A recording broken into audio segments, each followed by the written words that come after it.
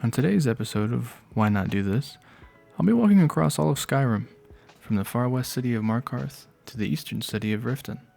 Along the way, I'll go on some wacky detours and encounter some unusual encounters. To spice things up, I'll be using a few mods to increase the amount of random events that I'll encounter. Hopefully, we get through this without dying.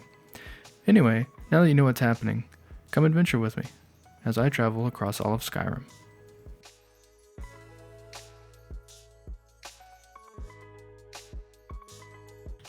Our journey begins in the city of stone, Markarth. This city was built long ago by the dwarves and has an interesting and bloody history. But we aren't here to talk about that, so let's get the hell out of here. As we head off on the path out of Markarth, I feel inclined to remember the purpose of this adventure.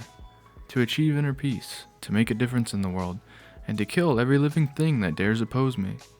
As I wander down the road, lost in contemplation, a rather rude orc interrupts my melancholic solitude. I react accordingly.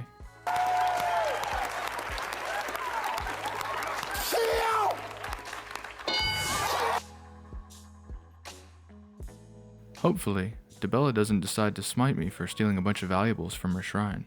But God help me, I can't pass up good loot, even if I burn in oblivion forever for stealing it. I saw a mud crab the other day. Nasty creatures.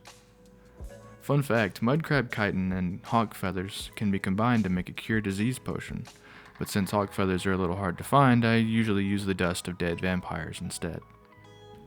And we seem to have wandered aimlessly into our first location, Lost Valley Redoubt, an ancient ruin inhabited by Forsworn. Notable features are the extensive cave system under it, called the Dark Descent, and the Bard's Leap Summit. Here I didn't really do much besides beat the brakes off a bunch of Forsworn. However, as my rampage came to an end, I discovered a small tower, precariously perched upon a precipice.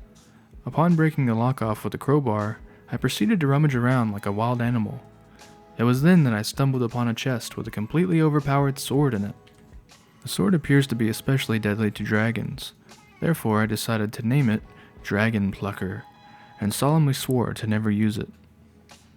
As I left, I took a moment to admire the natural beauty of Lost Valley Redoubt. Such a serene view made me ponder the beauty in my own life.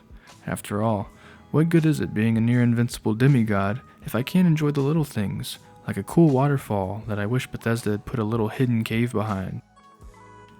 Back out on the road, I found a dead merchant, and respectfully pilfered his corpse, because I liked his hat. Then I got attacked by a gang of bandits. I tried telling them I wasn't a merchant, but it didn't work. On account of the hat, I think. So back to the horny helmet it is. Helgen marks the halfway point of our journey, and as I strolled into the city's gates, my eyes were assaulted with the leftovers of wanton destruction. Houses lay in ruin, and as the rain cinematically poured down upon me, I found a rather beef jerkified looking corpse. As soon as I touched the mountain of man meat, it disintegrated, very conveniently leaving behind a journal, which lets me start the main quest. But that would have to wait for another day. We have a Skyrim to stroll. As I traversed around the mountains near the throat of the world, I began to wonder what treasures lie in the untouched caverns of such a desolate place. My curiosity naturally led me to Haymar's Shame, a cave east of Helgen, and it's full of vampires. It also has a shrine and a quest related to Clavicus Vile. As I slowly crept through the frigid caverns of Haymar's Shame, I couldn't help but wonder what this whole adventure was about. The only thing I've really learned is that Skyrim is a dangerous place. But I took solace in knowing that adventuring is more about the journey. The destination is irrelevant. As long as my axe has more heads to bash, my work will never truly be done. And as I stared blankly in contemplation at a giant statue of Clavicus Vile, I felt as though my luck and my mood were both sure to soon change. Upon exiting the cave, my prayers were answered as I spotted a completely random horse sitting all alone on a freezing mountain. It surely would be cruel of me to leave such a poor and defenseless creature to die in a hellhole like this, so I stole the damn horse, and I was off once more, heading towards Riften, the city of mediocre thieves. I paused briefly to rest and recuperate from fighting 20 vampires, and what better place for a budding alchemist to rest than an alchemist's shack? Curiously enough, this shack held a surprise for me, as there was the cutest rabbit named Thistle that I fed a carrot to. Doing this simple act allowed me to summon Thistle as a familiar, which, while I appreciate the idea, there's no way Thistle can keep up with the type of shit that I'm on. She's gonna get turned into rabbit stew in about 5 seconds if I summon her.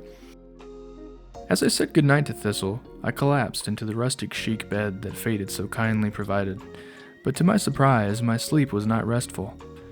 As I dreamed, the father of man-beasts himself spoke to me, acknowledging me as a true hunter, and gave me the ability to become a werebear.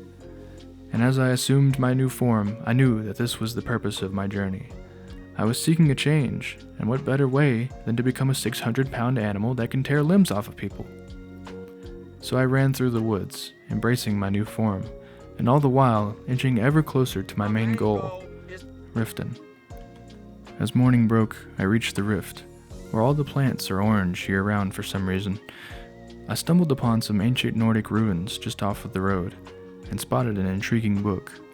It appeared to be a diary of some sort from someone named Madresi Dran, who spoke of great treasures within. So of course I immediately bolted into the cave, hoping to seek loot from a dead treasure hunter. But sadly, Madresi was still alive, and singularly focused on procuring the alleged treasure. So, thinking on my feet, I volunteered to clear the dungeon for her, in exchange for a share of the spoils. Of course, Madresi didn't know that I intended to axe blast her as soon as she helped me open the path to the treasure. Regardless, I cleared out the dungeon, defeating numerous Draugr as Madresi sat in the main chamber, which of course did her no favors in swaying my mind on the whole future axe murdering. Yet, on I went.